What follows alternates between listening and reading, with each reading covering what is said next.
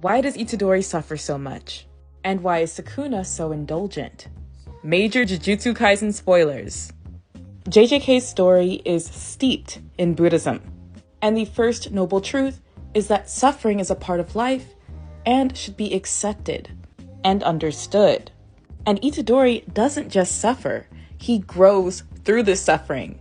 Even how he speaks about doing things like eating, taking on anything in order to take down Sukuna, that's like accepting something into himself in order to meet an ends, which connects to the idea of understanding suffering. In the most recent chapters especially, we can see Itadori not just falling under his own depression and sadness after suffering from so many losses. Instead, he's able to feel empowered even when he loses people that are important to him.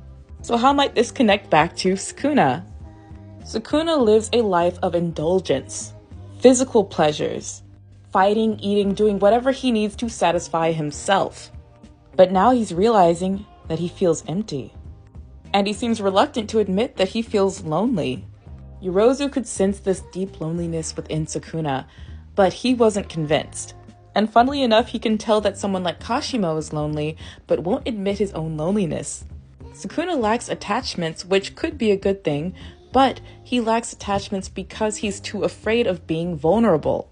Meanwhile, Itadori is able to connect with people and find strength, even in the saddest moments when he loses them. Itadori accepts suffering while finding meaning in his connections and strength in love, not just vulnerability. Meanwhile, Sukuna has lived an indulgent life, empty of meaning, because he fears suffering and cannot accept it and the vulnerability that comes with it.